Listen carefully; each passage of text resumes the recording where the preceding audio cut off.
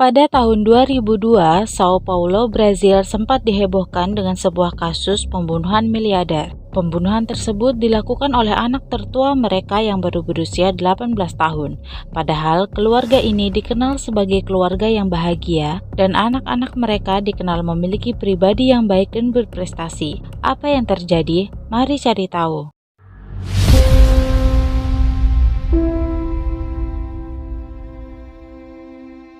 Susan von Richthofen lahir pada tanggal 3 November 1983 di Sao Paulo, Brazil. Dia merupakan putri dari seorang insinyur asal Jerman bernama Manfred Albert von Richthofen dan ibunya Marisia von Richthofen, seorang wanita Brazil keturunan Lebanon. Ayahnya bekerja sebagai direktur perusahaan negara untuk pembangunan jalan raya di Sao Paulo dan ibunya adalah seorang psikiater. Susan memiliki seorang adik laki-laki bernama Andreas Freiherr von Richthofen yang lahir pada tahun 1987. Susan digambarkan sebagai orang yang ceria, tapi sedikit pemalu, dan dikenal memiliki hubungan baik dengan orang tua dan adiknya. Setelah lulus dari sekolah menengah atas Jerman, Susan melanjutkan pendidikannya dengan belajar hukum di Universitas Katolik Kepausan. Di musim panas tahun 1999, keluarga von Richthofen menghadiri pameran miniatur pesawat. Andreas lah yang paling antusias karena dirinya memiliki hobi membuat pesawat aeromodeling atau miniatur pesawat. Di tempat ini, Andreas bertemu dengan pria bernama Daniel Kravinos yang juga memiliki bakat dan terampil dalam hal yang berhubungan dengan miniatur pesawat. Andreas kemudian bertanya pada ayahnya apakah dia mau membayar Daniel untuk mengajarinya, dan ayahnya menyetujuinya. Daniel rutin datang ke rumah keluarga von Richthofen untuk mengajar. Tak disangka, kehadirannya menarik perhatian Susan. Keduanya sering berbincang dan juga mulai berlatih jiu-jitsu Brazil bersama. Tak berselang lama, mereka menjalin hubungan sebagai sepasang kekasih. Pada awalnya, orang tua Susan merestui hubungan putrinya itu. Namun pandangan mereka berubah setelah mengetahui kalau Daniel menggunakan ganja hampir setiap hari, tak mau bekerja atau bersekolah, dan berasal dari kelas bawah. Pada bulan Juli 2002, ketika orang tuanya sedang berlibur, Daniel tinggal di rumah Susan selama 1 bulan untuk menemaninya, dan hal tersebut membuat Susan sangat senang. Ketika orang tuanya kembali ke rumah, Susan meminta mereka untuk membelikannya sebuah apartemen agar dirinya bisa tinggal dan hidup bersama dengan Daniel. Ayahnya menolak dan mengatakan bahwa dia bisa melakukan apapun yang dia suka hanya jika dia bisa menghasilkan uangnya sendiri. Orang tua Susan melarang putrinya berhubungan dengan Daniel lagi dan akan memotong uang sakunya jika dia masih menemui pria itu. Namun Susan yang sedang dimabuk cinta tak menghiraukan perkataan orang tuanya dan terus bertemu dengan Daniel secara diam-diam dan tak khawatir sedikit pun dengan ancaman orang tuanya. Keluarga von Richthofen memiliki kekayaan bersih sebesar 5,5 juta real Brazil atau sekitar 17 miliar. Ada rumor yang menyatakan kalau ayah Susan membuka 2 rekening di bank Swiss atas nama Susan pada November 2001 ketika Susan berusia 18 tahun yang berisi setidaknya 10 juta euro atau sekitar 161 miliar. Ayah Susan diduga menggelapkan uang tersebut dari perusahaan tempat ia bekerja. Pada larut malam tanggal 31 Oktober 2002, Susan pergi ke kamar orang tuanya.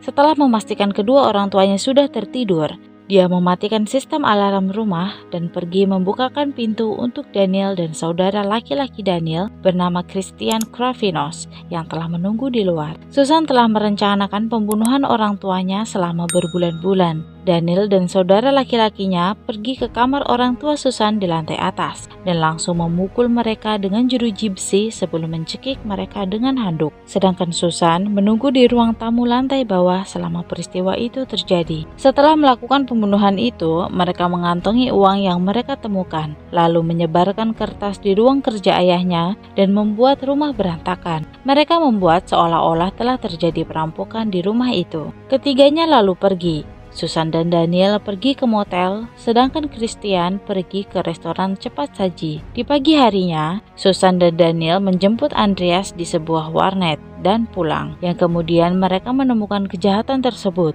lalu menelpon polisi dan menceritakan versi mereka. Petugas berwenang yang melakukan penyelidikan saat itu meragukan bahwa kejahatan itu adalah perampokan dan sepertinya korban mengenal baik pelaku. Mereka segera menanyai anak-anak dan karyawan keluarga von Richthofen. Keraguan pihak berwenang bukan tak berdasar.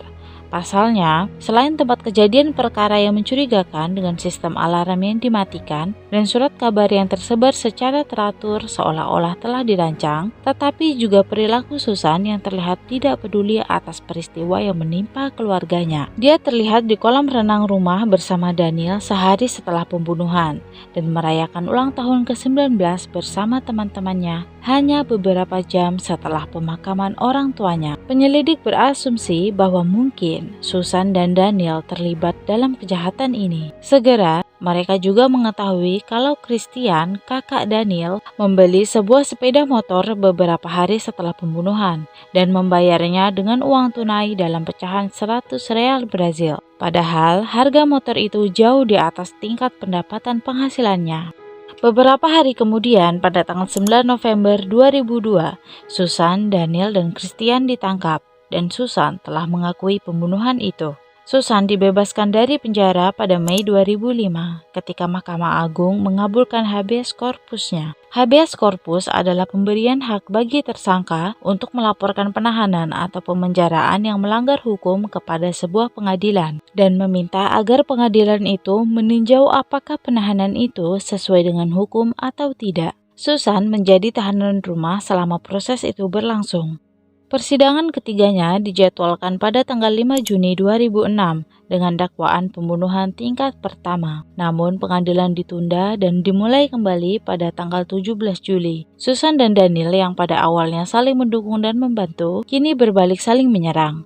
Susan menyalahkan Daniel atas segalanya. Dirinya mengklaim bahwa dia melakukan semua itu karena cinta dan takut Daniel akan meninggalkannya jika dia tak membunuh orang tuanya. Pengacara Susan mengatakan bahwa gadis itu tak memiliki motif sama sekali. Susan dipaksa melakukan kejahatan tersebut oleh Daniel. Sementara Daniel dan Christian mengklaim bahwa mereka bertindak atas keinginan Susan.